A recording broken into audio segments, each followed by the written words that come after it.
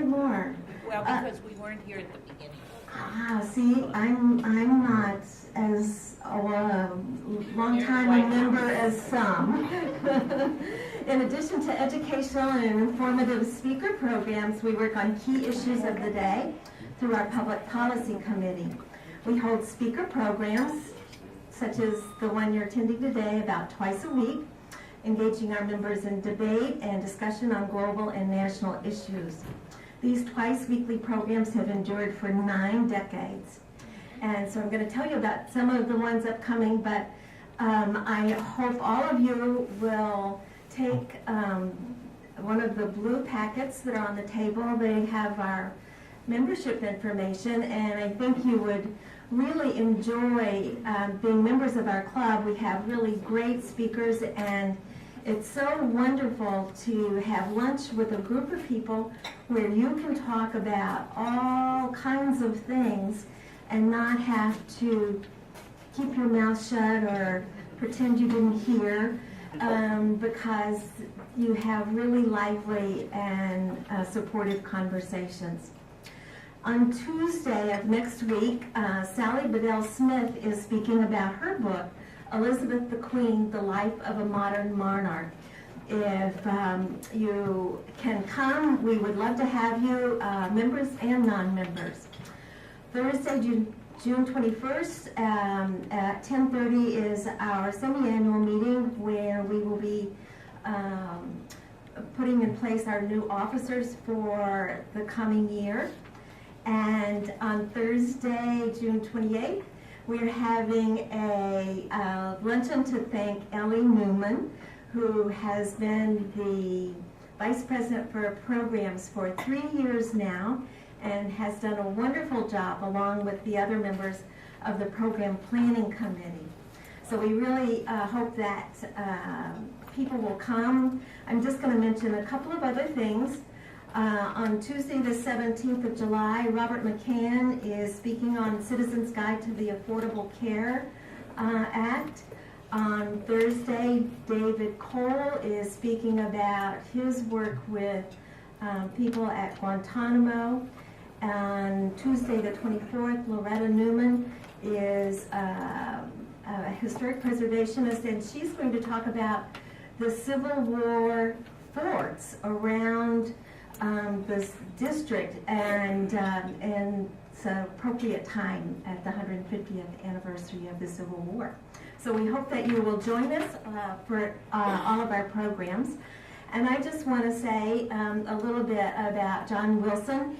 He is a past president of the National Education Association. Executive Director, sorry. He writes a blog, the John Wilson Unleashed, which I read a couple of, and they were wonderful. And I just had a lively conversation with him about his involvement in politics and school boards in North Carolina. Yes. So he's going to introduce our speaker, Tamara, but I'm going to say just a word or two about Tamara. She's a very recent member of the club, and boy, are we glad to have her. She will be Vice President for Programs for the next year, and she is going to be my co-chair. She has already been very involved in helping us get some really exciting programs that will be a little bit different for the club, and has already made her mark, as I assume that she had made her mark in the past. So, John, thank you.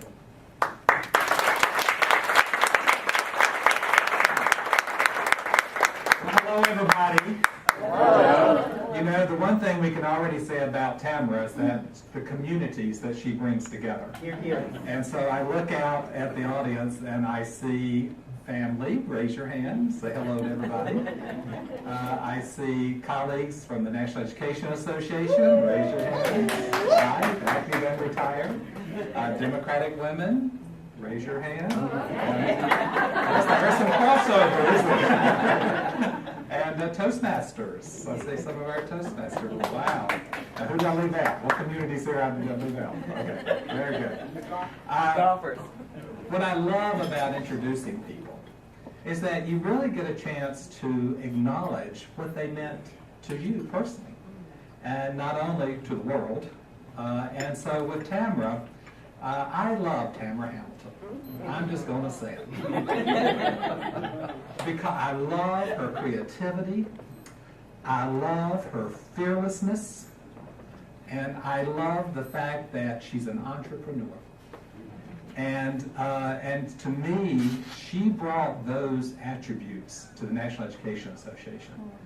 You know, when you're executive director and you have almost $380 million budget and 550 employees and 3.2 million members, it can get a little overwhelming.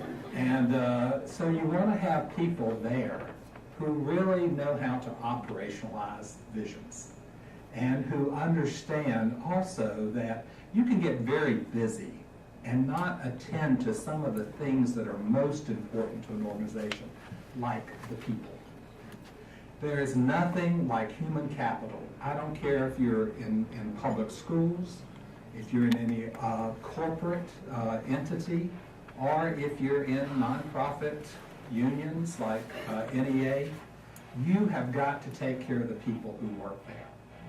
And one of the things that Tamara did for me is she helped take care of the people. So we made sure we had career development programs, and some of our graduates are in the room on that. So people could be all that they could be in an organization, and you knew there was upward mobility. You know, I always say that whoever's at the head is in charge of morale. And trying to build a culture and improve the morale of an organization is just so important. It drives productivity, it drives happiness. Who wants to work at an organization where they're not happy? And so Tamara helped do that for us at NEA. And also, you know, I always thought, you know, I taught school for 23 years. And I always valued counselors because every student needed to know that they could go to somebody and be able to share things in a very confidential way that would help them. And we decided at NEA, well, maybe we needed that for employees.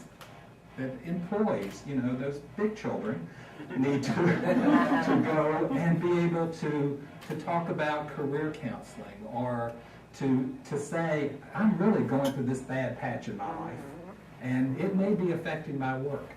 And so Tamara did that for NEA. We called her my executive counsel. And so a lot of times she did that for me too.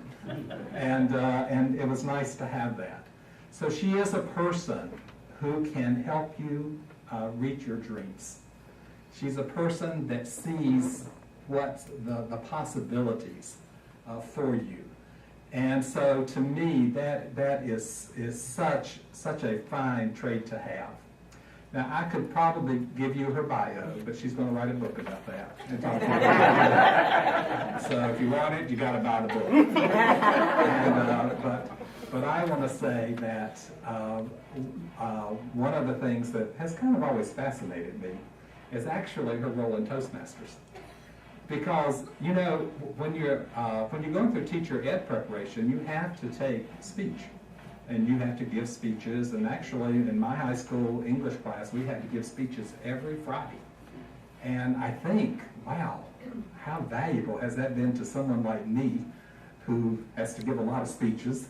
And so it's really been very interesting to know, you know, how sometimes that's very hard for people to do. And I think what a wonderful organization that actually unleashes the potential of people to communicate and deliver that message.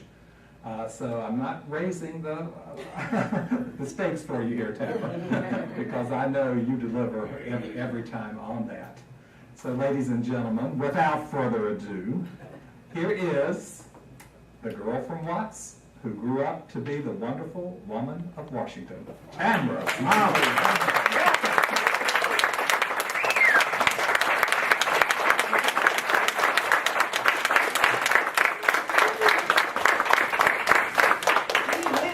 Thank you very, very much. Can you hear me, Willie and I Shereen? can. All right, good. John, thank you so much. John asked for my bio, and I wrote something for him. Not quite what he said. And he sent a note back to me. He said, "Still staffing me, huh?" It's in my DNA. I am just so excited to be here. And I'm going to pause just a moment because I never speak without taping myself. So if any of you are budding speakers out there, just know that that is important to do. From Watts to Washington. I asked my Toastmaster friend Johnny Rodriguez last week when we were in our Toastmasters meeting, so what? Who would want to hear about someone who came from Watts and came to Washington and ended up traveling all over the world? And of course, Johnny gave me a great lecture as to why it is important. He said, "Tamara, you never know who's going to be in the audience." And it's true. I didn't know that Lily Eskelson would be in the audience. Lily, raise your hand, please. She is the Vice President of the National Education Association. And she works hard, very hard, for children and for educators. And so my talk today from Watts to Washington is really about what the NEA tries to do and does well. All of the employees who are here and the retirees who are here from the National Education Association, I really dedicate this speech to you. Because the work that we do, we sat at 1201 16th Street, and sometimes we never knew who we touched and how we touched them. So I thought, why not tell my story? I'm always pushing everybody. "Laura, you need to tell your story, girl." Laura Gross in the back, who worked for Senator Carrie and Daschle. Yes. And so you never know who you're working with when you are in the world and at the NEA. I think that my life is a blessing. And some people, if they saw the title From Watts to Washington, might have thought that there would be this hard luck story about someone who struggled through poverty and made it. Well, I'm going to tell you, my life is a blessing. I have a poet friend by the name of S. Pearl Sharp. We've been friends for maybe 40 years. And she finally wrote the perfect poem, which I can't recite all of it, but it begins by saying, somebody's got to talk about the blessed life. Somebody's got to talk about not ever missing a meal. Somebody's got to talk about never having been touched inappropriately. Somebody's got to talk about the good times. And that's why I'm here. I want to give testimony to my parents and my family, my teachers, and my community. I went to 20th Street Elementary School in Los Angeles, but I'm going to back it up just a little bit because my journey started in 1952 in Montgomery, Alabama. My parents were workers for the I started to say the Dr. King movement, but the total civil rights movement that was going on in Montgomery. My parents were workers in the movement. They didn't sit on the sidelines. My parents owned a car. That was a really big deal. They owned a car. So my father was a driver, and my mother was a walker. My mother walked that year. It was 1 year that people walked. It started on December 1st, and I think it was 1955. I may be off a year, and it ended in November. It was 1 year that people said, we're walking. What I enjoyed most when I was a teacher in Reno, Nevada, well, I was a union worker in Reno, Nevada, but as Lily reminded me, we never stopped being teachers. I used to bring my mother to my, raise your hand. I brought her to his first grade class. And she talked about her experiences. And they were experiences that weren't in any of the history books because it was her story. She talked about going to Dexter Avenue Baptist Church, where we were members. She talked about Dr. King explaining what would happen. And there were some people who walked out, said that'll never work. Can't get people to walk. It's hot, especially in the summertime. The story she would tell the children is that you got free shoes. So if you walked a lot, your shoes wore out. And so you would come back to the church and throw away the old shoes and get a new pair of shoes. I was never taught that during Black History Month. But I thought that was important for people to know. And so I would take her to school as long as she was able to go. When I lived in Montgomery, my mother was the help. My mother cleaned and cooked for other people. She took care of other people's children. But because it wasn't that far away, she took me with her.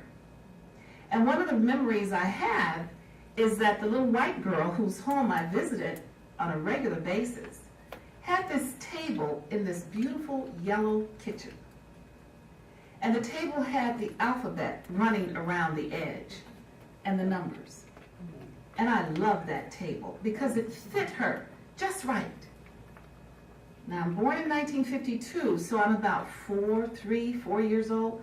This chair fit her just right. And there was a seat for me at that table.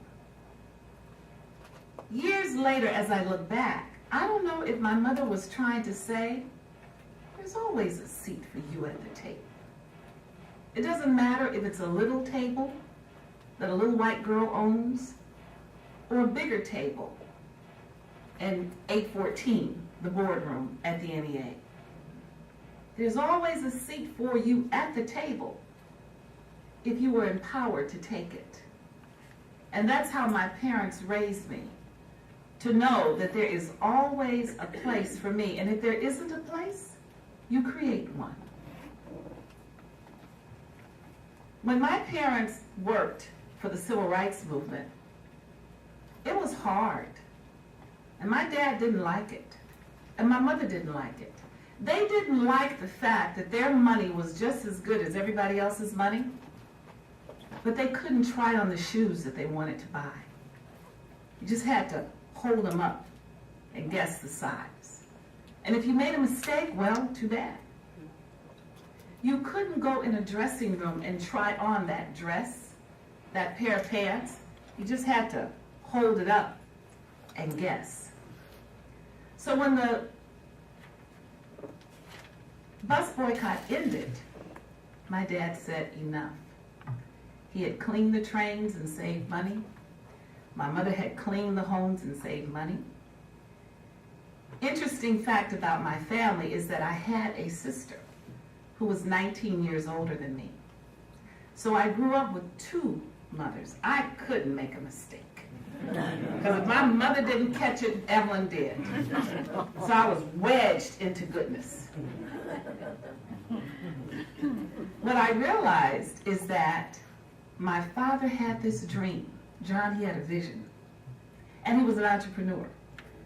And I'm so glad that my children are here, because when we're sitting around watching the Spurs and the Lakers, and you try to tell them a little bit over enchiladas and food, it doesn't quite register. So I bribed them all coming today so they could hear firsthand the legacy that their grandparents left for them, and I'm trying to continue. But my father said, enough. He had just heard that if you could get to California, education was free. Just get there. And so one day he packed us all up, bought train tickets, and my sister said, wait a minute. She had a little boy, and her husband was in the Army. And I don't know where he was stationed, but he was not there. She said, I'm going to. So all of us moved to California. And at this point, Tahu, would you show the first slide? It's just a couple. This is not a PowerPoint. But there are a couple of visuals that I think that you should see. And this is it. In this picture, I call them the heroes, the pioneers, because they were the ones who said, let's get to California. Let's get out of this hellhole. We want to try on our shoes. We want to try on that dress. And so, this is my sister, Evelyn. I lost her in 2007. Behind her is my brother-in-law, Willie. He was the one who was in the service. You can't see her face, that's my mom. I lost her in 2008. So I lost my sister February 2007 and my mother January 2008. Hence, the meaning of soul quake. If you think about an earthquake, it rattles, it shatters, it trembles, it makes you scared. But it doesn't last forever. And as I thought about the ups and downs of my life, this concept of soul quake came to me about 20 years ago. And the soul quake I defined, my own definition, I made it up. But it's those experiences that announces to you that you are surrounded by goodness and God. So it can be that great, great happy time where you're in the zone and it feels so good, you know this must be God. Or it can be that despair of loss and tragedy, the breakup of a relationship, the loss of a parent, the loss of a child. All of it is a soul quake experience because it just rattles you from the tip of your toes to the top of your head. I remember the day my mother died. It was a bright, sunny day. I was so happy. Oh, I was so happy that day. Why? Because John Wilson had called me into his office on December 17th, 2007, at 9 o'clock in the morning. I remember it, just like yesterday. And he said, I'm going to give you an opportunity because I was in a job that I loved, but I had a manager where we clashed. That was a soul-breaking experience. But John, I had written a proposal, and I just came up with this idea that maybe I could do something else. Maybe I could do the job, get paid for the job that I really do, which was after hours, people calling me, people crying on the phone, and I would be up late at night. My husband said, why do you let these people call you like that? So finally, I just said, hey, here's an opportunity. And I wrote this proposal. And John bought it. He wasn't quite sure what to do with it, but he said, I'm going to park you in human resources for a couple of months because we were reorganizing. And I said, well, what if I don't want to become unparked? What if I like it there? And he said, well, we'll see. And a couple of months later, he created the Office of the Chief Learning Officer. And my proposal resurfaced. And I remember coming to John on a Saturday, scared to death. And I said, I have an idea. And I talked to him on that Saturday. And he said, And that's the thing about him. He would listen to me. He would listen to all of us. And he said, you know what? I think this would work. I need somebody like that. And he said, I tell you what you do. Go home and think of your title. What would you like to be called? So I said, Executive Council. And I explained what it would do, how it could help the organization, how it could help heal a lot of broken hearts. Because you all know there is drama in the workplace. Drama that surpasses General Hospital and one life. In fact, I think I'm going to write a book about no more workplace drama. I have to ask Mary J. Blige if I could use a little bit of her title. I say that to you because I could not have had that kind of courage had it not been for these people here. because my mother, oh, she was so strong. Back here, that's my dad. I think if I stand here, do I look like it? He couldn't deny me in a crowd. And I'm also blessed because my mother was a widow when she was maybe 22 or so. She had my sister when she was 16. So she was widowed at 21. Her husband had a brain tumor. And so here she is, a single mom now. And then she meets this man with a big smile and a happy heart. And he wanted a child so badly. And for 15 years, they tried to have a child. And at year 15, they just said, you know, it's not to be. And then look. Talk about one of those surprise babies. Here I am. This is my mother's sister, Louise. And that's her husband, George. This is my Aunt Willie Jewell. She was the diva of the family. She carried a little lap dog before lap dogs were popular. I always want to bring that dog in your house. My mother said, don't bring Mitzi in here. And that's my mother's brother, Uncle Chick. I wanted to show you that picture because when I went back to Montgomery for the first time since I was 15 years old, I actually went to the house where I grew up those few years. A little bitty house.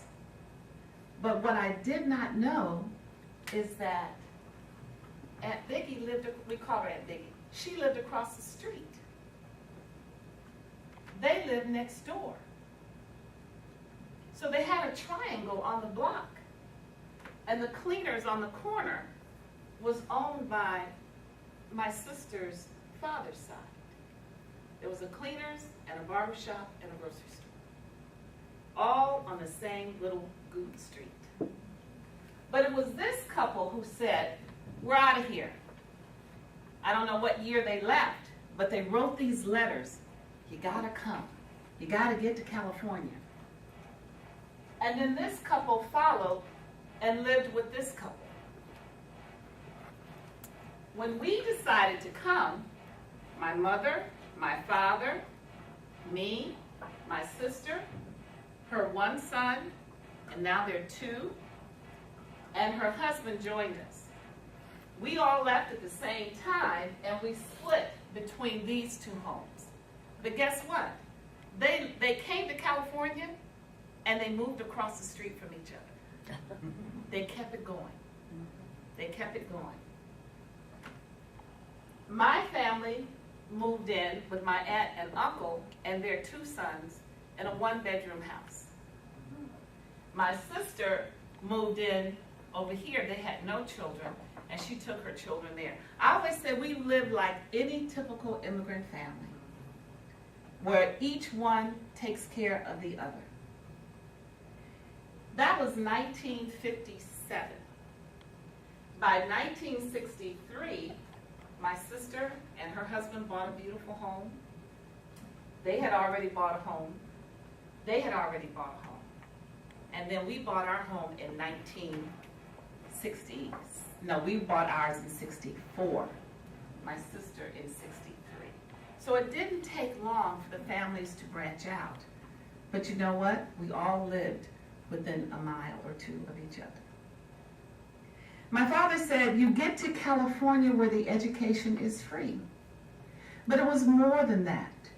Because really this whole, from Watts to Washington, is about the partnership that occurred between my teachers, my family, and my community.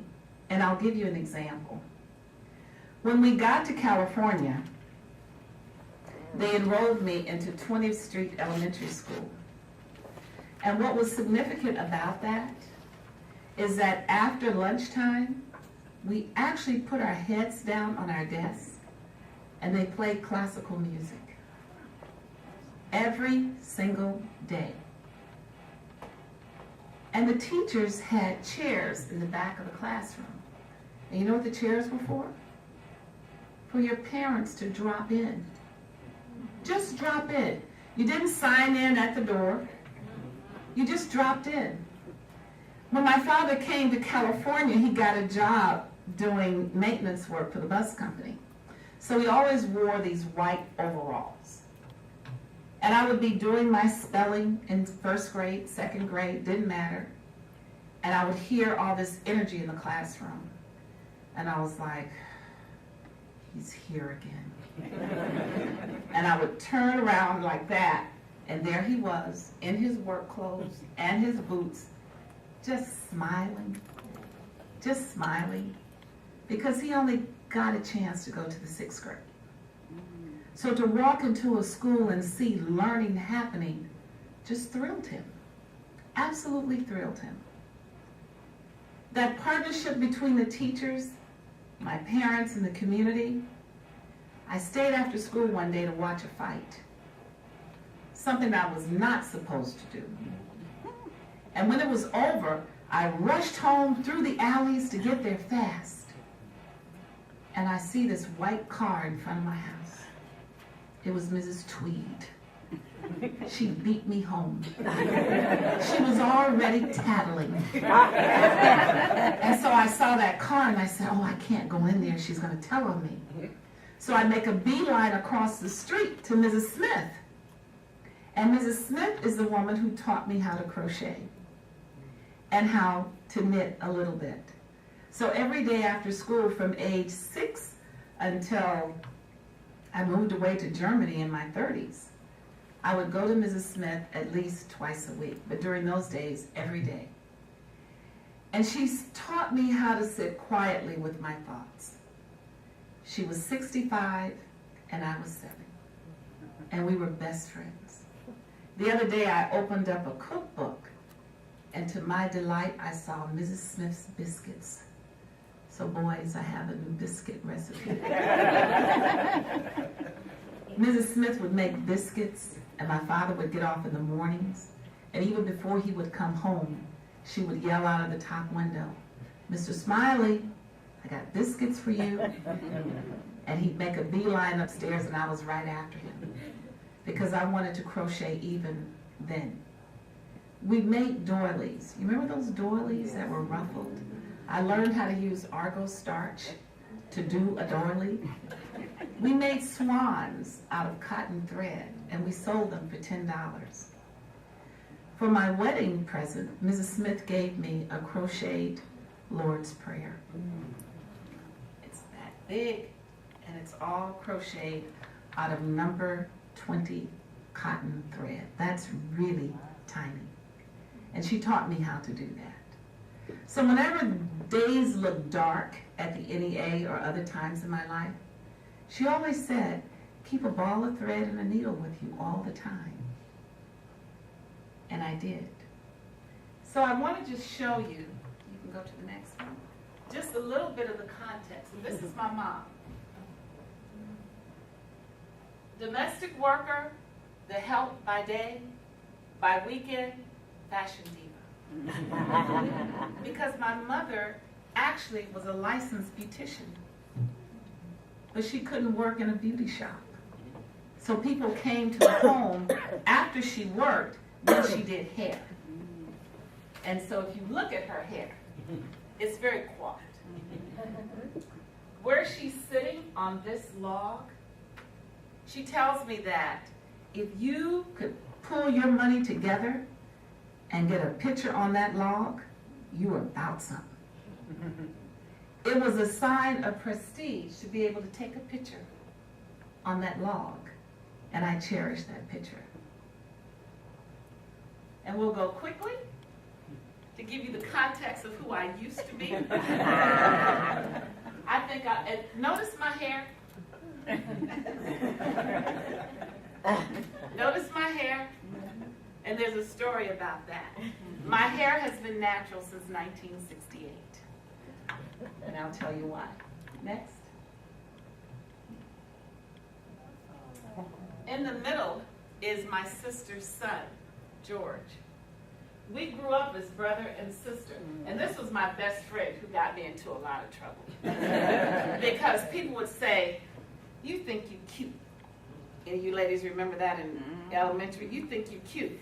And I would say, no, I don't think I'm cute. And she would say, I don't think I'm cute. I know I'm cute. And then we start running. But my nephew here, he was 2.5 years older than me. But we grew up as brother and sister. Even after everyone had their own homes, he always came back to our house. And when he graduated from high school in 1967, he went into the Marine Corps. He didn't even realize there was a war going on. He just wanted to see the world. That was 1967. He came back in 1974. But unfortunately, he was in the area where they sprayed Agent Orange so profusely. So he came back sick. And for a few years, I rode with my sister from Los Angeles to San Diego, 3 and 4 days a week. Now that's almost a 2-hour drive. And some days we went almost every day to see him at Balboa Medical Facility. And then in 1974, when I was asleep in my dorm at college, my brother-in-law came and said that he had died. And he died of cancer of the throat, the esophagus, and the brain. And my sister never told us that he had cancer. Why? Because my sister said, I didn't want you to worry. And I didn't know until they picked me up and we were going to make the arrangements. Another soul quake experience in my life.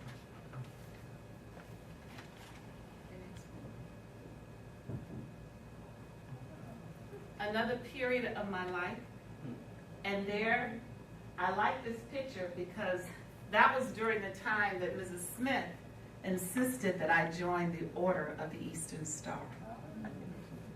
And we would go together dressed in our white, and she made sure that I was inducted into the Queen of the South, which was a very awesome, awesome experience.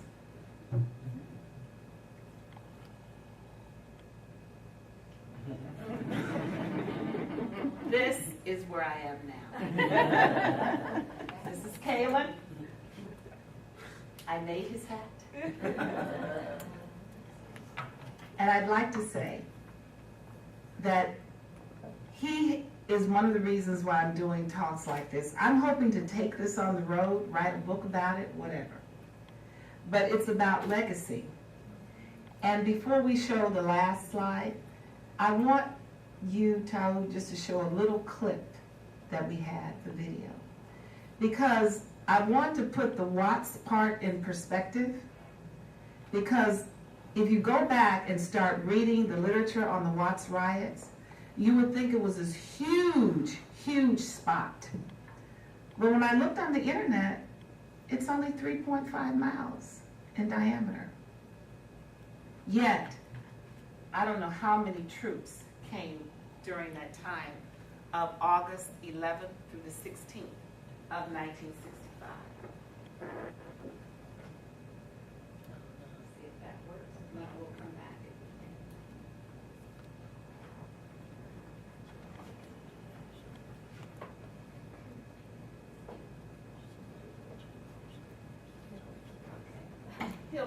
He'll get it straight while I continue.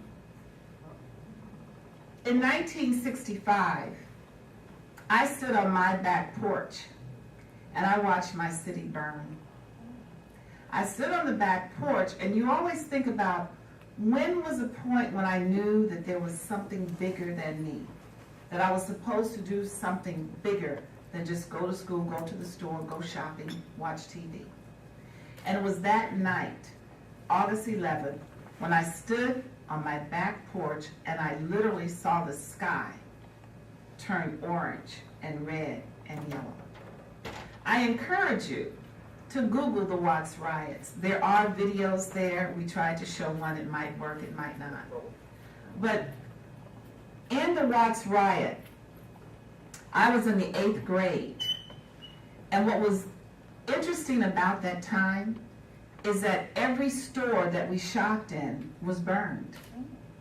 Every little grocery store, it was gone. And so we, as children, didn't know what to do. But you know what? I always tell my children there's something good in everything. Because after the riots, oh my goodness, the social programs that poured into our community. All of a sudden, UCLA was sending buses to pick us up so that we could see the campus. USC would send buses to pick us up so that we could spend a day on campus. I remember the National Guard parked in Drew Junior High School in the parking lot. And since we were young and silly, we would go up there and talk to them. And sometimes we would come day after day that they let us get up on the trucks. But you know, they were 17 and 18 years old. And we were 13 and 14. And neither one of us could understand the divide that existed. After the riots, so many of the kids who were in the Valley, Palisades High School, University High School, the white kids, the Jewish kids, came into our community to help.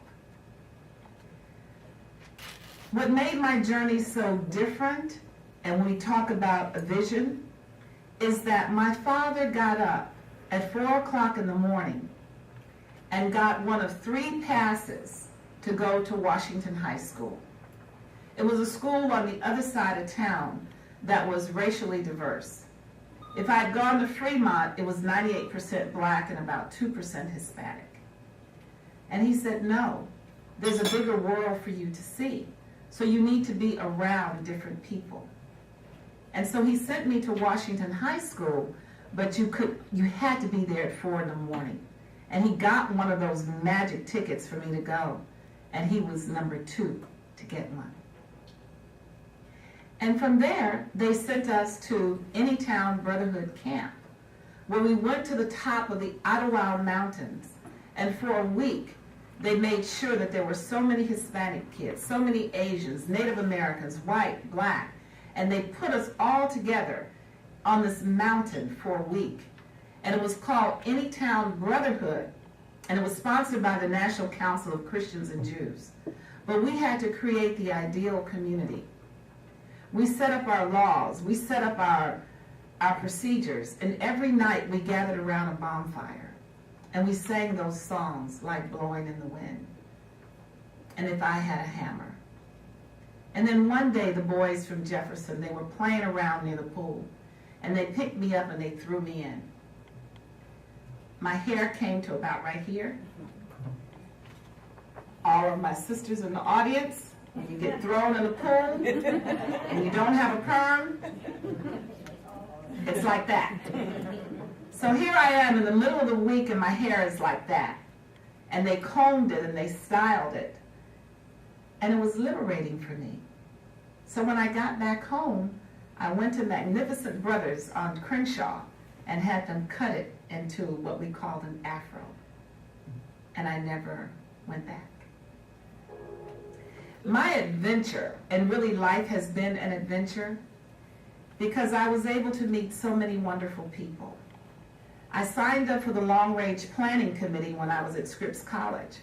And it's a small world because Jim Chamberlain here, he went to Claremont Men's College, which was right across the street, right across the walkway.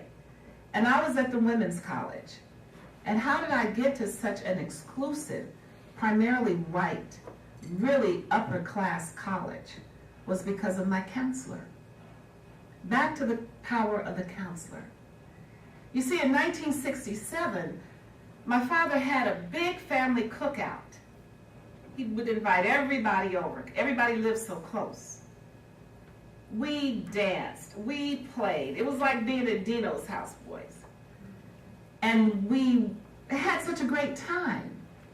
And then I kissed him goodnight, and I went to bed. And he said, see you in the morning for church. But he didn't see me in the morning for church. Because in the middle of the night, my mother came screaming into my room. I can't wake Daddy up. I can't wake him up. And I said, I moved her out of the way. That was my job because he worked at night. So I woke him up every evening for him to go clean the buses. I went in and I remember pounding and beating him like you're trying to knead dough to make sure that that bread, right? I was kneading his shoulders. Everybody was, it was mass pandemonium. And finally my mother said, call Big Mama. Big Mama lived 2 doors down. She was on a cane, but she could do anything. I remember one time birds came down through our chimney and we had sparrows running around in the room. It was like out of the movie The Birds. And we didn't know what to do, but Big Mama got a broom and shooed all the birds out of the house. So she came at 3 o'clock in the morning. And my mother said, call Evelyn. And she was there in an instant. It was this long processional to St. Francis Hospital. And when we got there, I was 15. I asked my sister, where's Daddy? And she said, he's gone. I'm 15, so I said, gone where? Which room is he in? And she screamed at me, he's dead. And so now my whole life is turned upside down. But you know, he got me into that school for a reason. Because there was a counselor there named Mrs. Amato. And she put me in this circle. I had one period a day where I was in this circle with all these bad kids. Kids who cut school, kids who did fights and all kinds of stuff. And I tried to figure out, why am I in this circle? She knew that I was grieving. She knew that I was grieving because I came there in February of 1967 as a crosstown student, so I didn't have a network. And then in April, my father died. And I remember my mother writing a note, please admit Tamara, her father died. And the clerk stamped it and put it in the basket, and then wrote, pass to class. So my teachers didn't know that I was grieving. But somehow this counselor knew. And so she put me in this group therapy, and we talked about what was bothering us. But it was that same counselor who said, you don't need to go to UCLA. I had been accepted there. You don't need to go to USC. I had been accepted there. She said, there's this little private women's college, and I think that's where you should go.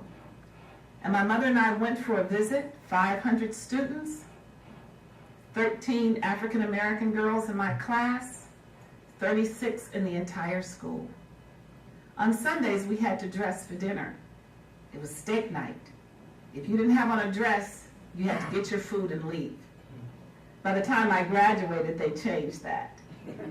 But at Scripps College, I never will forget that there was a big worry for me, because the first night, all the girls would gather around in the living room, and they would wear these lounging robes. In my family, we didn't have lounging robes. We had flannel and terry cloth house coats. So when I heard you had to have a lounging robe, I was like, oh my gosh, I'm gonna get this lounging robe. But before I knew it, neighbors, friends, women who just kind of went into the bosom and pulled out that handkerchief and undid it. And so that night, I had this long satin green lounging robe with a gold rope around my waist and fluffy slippers. And I felt just as good as any one of the other girls. They would sit around the table and say at dinner time, you mean your father only has a 50-foot yacht? Well, mine has a 75-footer. And I would sit there and think, we have a 62 Dodge. And happy that we did, because before that we had a 58 Chevy. But it was these times that I realized the reason why my father had all these talks with me. You see, I used to go to work with him and clean buildings with him. So when I retired in January, some people said, oh, you had 17 years at the NEA. Oh, you had 3 years in Nevada. I said, you know, I've been working all my life. At age 5 or 6, he said, come go with me. And he had this old international pickup truck.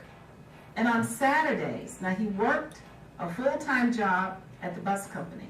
But on Saturdays and Sundays, he cleaned office buildings. And we would go down on 8th and Hill Street in Los Angeles. I remember it was a hat company. And he would buff the floors, and I would clean the baseboards, and then we would go into the bathrooms, and he would clean the toilets, and I would clean the sinks. But all the while, he's teaching. What if someone stole your purse and had all the money in it? What would you have? Nothing, I would say. All the way home, he would just keep asking that same question. I would say, I told you I wouldn't have anything because they took my purse and all the money's in it. And he said, no, you'd have your education. You must go to school. As long as you're breathing, you have to keep learning. You have to keep learning. My children wonder, why are you always in school? You're always taking a class. As soon as I retired, I signed up for an online writing class. It was called Writing is Healing. I didn't have anything to heal. I almost dropped out of the class. I was too happy.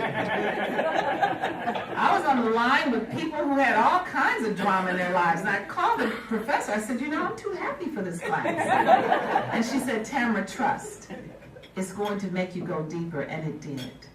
Deeper than I could ever imagine. My friend Tom from Toastmasters is a writer, so he knows. But my father would do that. And when I'd get home, my mother would say, did you get a lecture? And I'd say, yeah, I got one.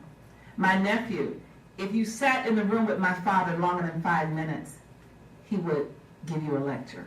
But it was always about, what are you going to be? What if one of your brothers lost his job? What if there was a homeless person on the street? What would you do? And the bottom line was, you must be of service. You must serve the human spirit. And so the work that I did at NEA was a full circle of what I had been taught since a very little girl. I believe that all of us have great potential. All of us have great gifts. All of us can make a contribution. We just have to find our space, find our purpose. And I'm so happy that I found mine. I know that it's being a communicator. I joined Toastmasters not to learn public speaking, but to have a captive audience and to get a hand clap. At Toastmasters, I don't care what you do, right, Jeff? It can be the Toast Minute. You speak 1 minute, you come up to the lectern. So I get up to speak. That's the name of our Saturday morning club. Every Saturday, my friend Paul, raise your hand. He's my mentor in Toastmasters. He's a distinguished Toastmaster, which I'm trying to achieve by next year. Wow. And so Paul is helping me to make that journey. Johnny Rodriguez, who's sitting here today, raise your hand, Johnny. Johnny is evaluating me as I speak.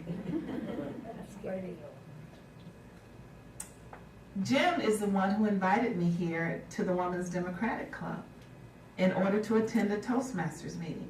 So there's so many paths, so many people who have touched my life, and all for a reason.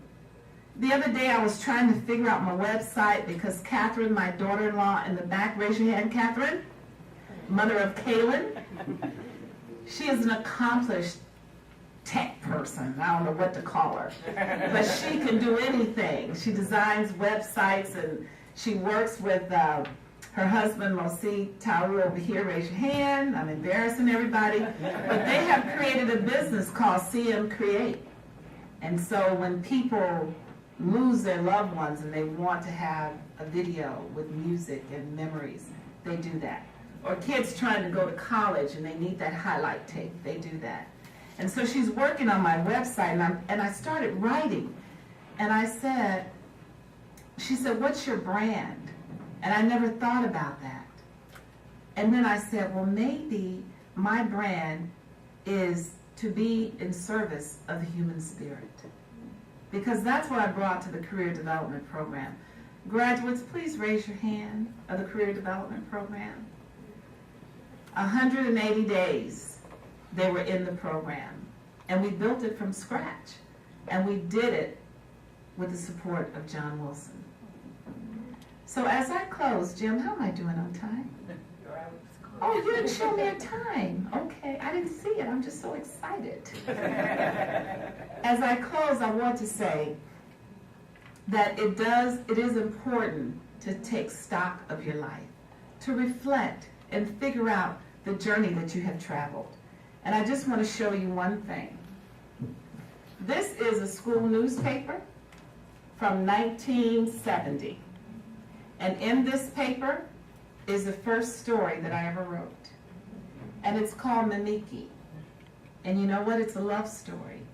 And it's a love story that takes place on the coast of Japan. I had never been to Japan. This year I went to Japan. And last year I went to Japan. So I wrote stories. I wrote stories about Africa. Had never been there. And I would just say to all of you, if you think that what you say to a student, if you think that what you say to a young adult doesn't matter, it was Ms. Amato who said, "Go here, young woman." It was my father who said, "Go here." It's my husband who says, "You can do this." I've always had people in my life who pushed me and pushed me and pushed me some more. I would like to just close with a very short poem. And it says it all for me, and it's the very last poem. And I published my book myself because I wanted it done. And I was only able to publish it because friends like Cheryl Quake and Pam and others, they donated money to me and Francis in order for me to publish this. I write now with the wings of the eagle, soaring to new heights. My spirit is free, unbridled, and real. I am not afraid to tap the water table, to take time to breathe the colors in my space. And on the turquoise horizon, the air has cleared. I feel the breeze blowing, word magic in a new morning, filled with the promise of a future. Thank you very much.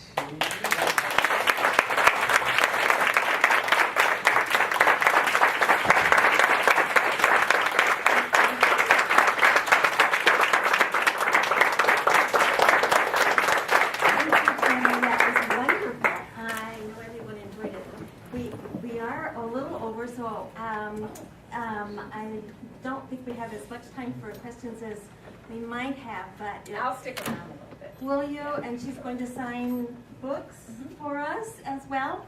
And I assume you know what's coming next. Oh, no, the coveted president's back. The Women's National Democratic Club would like you to have one of our schedule and booklets and a WNDC pen so that she can write and write and write and write. Thank you.